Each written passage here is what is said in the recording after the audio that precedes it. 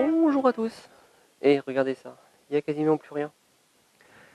Ça y est, la saison est bien entamée. Il reste que quelques boutures de cassis et des framboisiers. Et puis quelques salades avec des nouveaux semis de betteraves. Mais tout le reste, voilà, c'est vide, ça y est. Quasiment tout est en pleine terre. Il me reste donc que mes semis bouche-trous.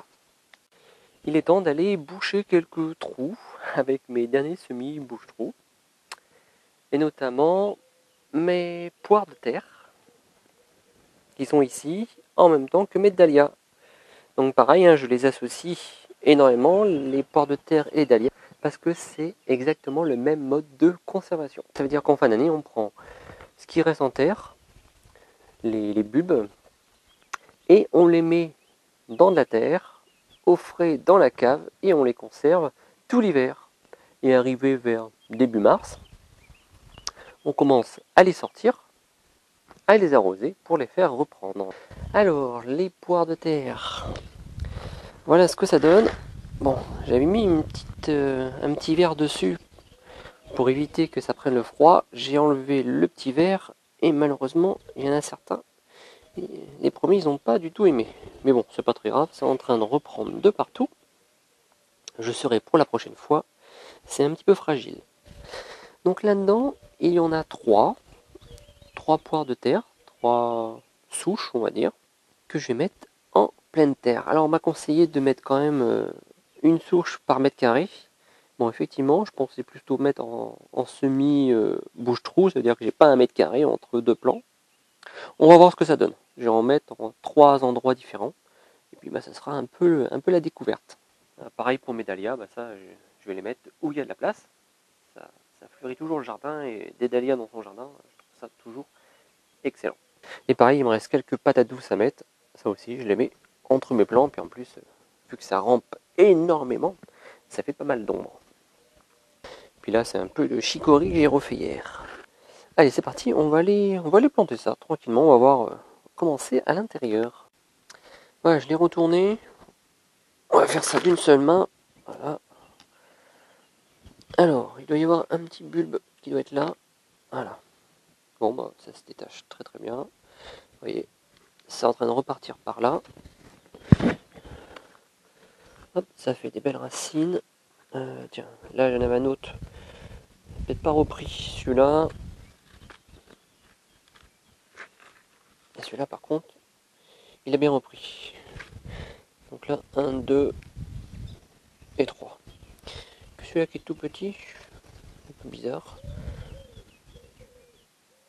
Je sais pas, celui-là il a peut-être pas repris. J'irai quand même le repiquer. Il n'a pas l'air mort. Bon, ça va le faire. Allez, on va prendre le beau. On va aller prendre celui-là, il a fait quand même des belles racines. On va y trouver une petite place. On va le mettre dans cette butte-là. Parce que j'ai un plant de courge ici. Voilà.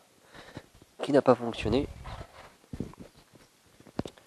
Du coup, ça fait la place.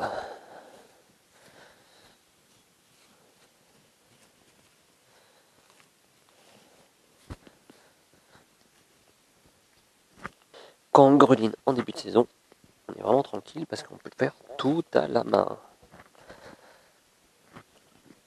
Voilà. Hop. On va prendre notre petit plant. Et on va le mettre tout simplement comme ça.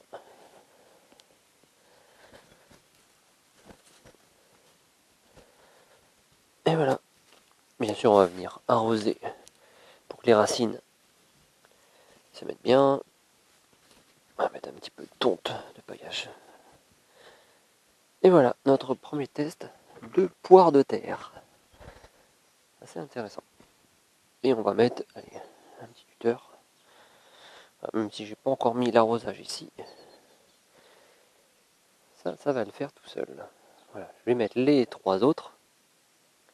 Et mes dahlias. Et voilà, sniff sniff. C'est tout vide. Il n'y a plus rien, tout est planté. Tout est en terre. Ça y est, on a les patates douces. Donc toujours, identifiées, on ne sait jamais. Enfin, on sait jamais, c'est surtout en fin de saison. Là, c'est beau, c'est tout frais dans ma tête. Je vais vous dire qu'au mois d'octobre, mois de novembre, si je veux venir en récolter, j'aurais comment oublier où ça se trouve. Du coup, ici, hop là, donc les patates douces. J'ai mis quelques dahlias, des petites fleurs, il n'y en a pas beaucoup. Hein. Je vais essayer de les diviser au fur et à mesure des années pour les récupérer. Encore un dahlia là. Donc, poire de terre, ici. Et pareil, on fera un autre tour de jardin complet. Et pareil, donc là des patates douces, des poires de terre, dahlia, un autre dahlia ici là-bas, des poires de terre, des patates douces. Mais elles sont bien complètes. Toujours pareil, ça c'est ma butte complètement autonome avec mes Zoya. Et voilà, ici j'ai mis, j'en parlais dans d'autres vidéos, mais je trouve ça assez incroyable, une courge de Siam. Celle-ci, je l'ai mis vraiment entre 3 Zoya et elle est déjà en train de partir dans tous les sens. Excellent. Donc cette butte est complètement autonome. Alors, bien sûr, là j'ai mis des choses en terre, je vais arroser, forcément. On plante, on arrose. Et après, j'arrose plus du tout. Je laisse les débrouiller, je remplis juste les Zoya. Et là, grâce aux patates douces, voilà, hop, et bien ça va faire des lianes qui vont en plus couvrir mon sol. Donc elle va être doublement couverte. Donc ça, on verra ça au fil de la saison. Voilà les amis, pour les patates douces, les poires de terre, les dahlias. Voilà, donc plein de petites choses qui vont rester en terre pour nous nourrir une bonne partie de l'hiver. Avec bien sûr nos courges. Voilà les amis, je vous laisse sur un plan avec mes petits nains. A bientôt.